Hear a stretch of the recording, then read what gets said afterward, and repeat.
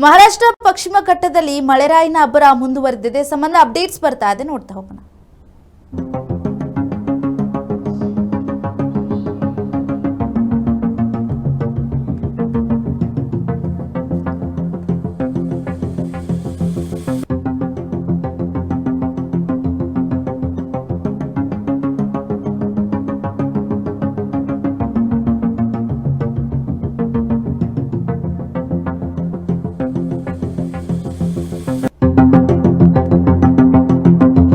ಮಹಾರಾಷ್ಟ್ರ ಪಶ್ಚಿಮ ಘಟ್ಟದಲ್ಲಿ ಮಳೆರಾಯ ಮುಂದುವರೆದಿದ್ದಾನೆ. ಅಪಾಯದ ಮಟ್ಟ ಮೀರಿ ನದಿಗಳು ನೀರು ಹರಿತಾ ಇದೆ.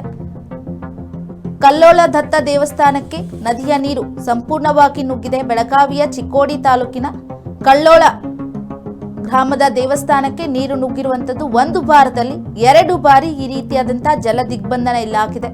ಇನ್ನು ಸಂಪೂರ್ಣವಾಗಿ ಮಳೆಯ ನೀರಿನಿಂದ ಮುಳುಗಡೆ, ರಸ್ತೆಗಳು ಕೂಡ ಮುಳುಗಡೆ ಆಗಿರುವಂಥದ್ದು. ಆ ನೀರಿನಿಂದಲೇ ಬೈಕನ್ನ ಕ್ಲೀನ್ ಮಾಡ್ತಾ ಇದ್ದಾರೆ, ಬೈಕ್ ವಾಶ್ ಮಾಡ್ತಾ ಇದ್ದಾರೆ. ನದಿಯ ನೀರಿನಲ್ಲಿ ಮತ್ತೊಂದಿಷ್ಟು ಜನ ನೀರನ್ನ ಹಿಡಿತಾ ಇದ್ದಾರೆ. ಈ ರೀತಿಯಾದಂತಹ ದೃಶ್ಯಾವಳಿಗಳು ತಾಲೂಕಿನಲ್ಲಿ ಕಂಡು ಬಂದಿದೆ.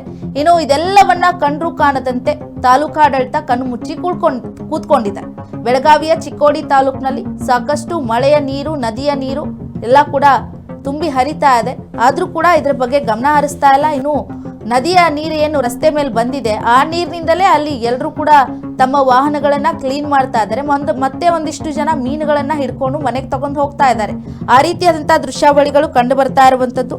ಇದೆಲ್ಲವನ್ನ ಕೂಡ ಕಂಡ್ರೂ ಕಾಣದಂತೆ ತಾಲೂಕಾಡಳಿತ ನಿದ್ದೆ ಮಾಡ್ತಾ ಇದೆ.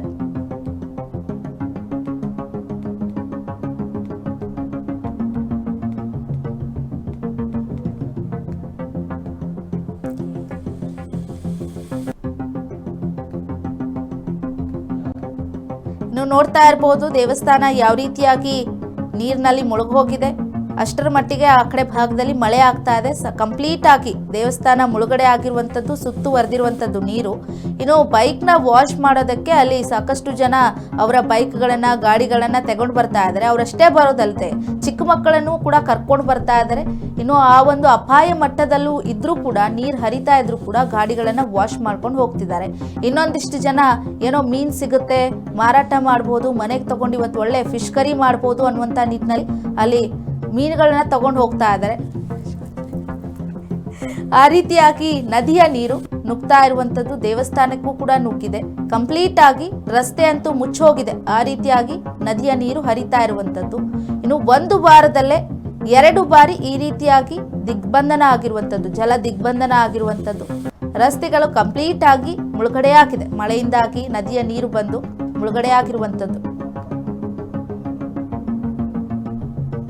ಇನ್ನು ಈ ಬಗ್ಗೆ ಕುಮಾರ್ ಪಾಟೀಲ್ ನಮ್ಮ ಜನಪ್ರತಿನಿಧಿ ರಿಪೋರ್ಟ್ ಮಾಡಿದ್ದಾರೆ, ನೋಡ್ಕೊಂಡು ಬರೋಣ.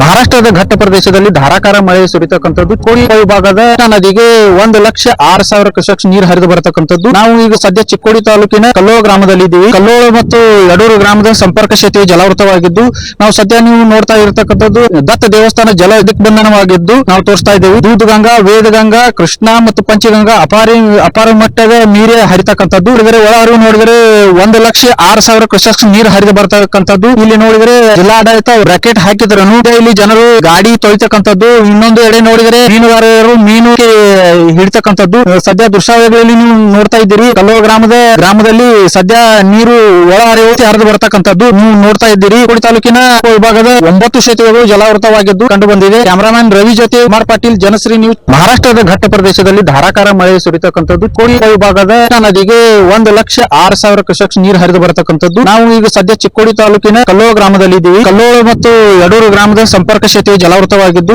ನಾವು ಸದ್ಯ ನೀವು ನೋಡ್ತಾ ಇರತಕ್ಕಂಥದ್ದು ದತ್ತ ದೇವಸ್ಥಾನ ಜಲ ದಿಗ್ಬಂಧನವಾಗಿದ್ದು ನಾವು ತೋರಿಸ್ತಾ ಇದ್ದೇವೆ. ದೂಧಗಂಗಾ, ವೇದಗಂಗಾ, ಕೃಷ್ಣ ಮತ್ತು ಪಂಚಗಂಗಾ ಅಪಾರ ಮಟ್ಟದ ನೀರೇ ಹರಿತಕ್ಕಂಥದ್ದು. ನೋಡಿದರೆ ಒಳಹರಿವು ನೋಡಿದರೆ 1,06,000 ಕ್ಯೂಸೆಕ್ಸ್ ನೀರು ಹರಿದು ಬರತಕ್ಕಂಥದ್ದು.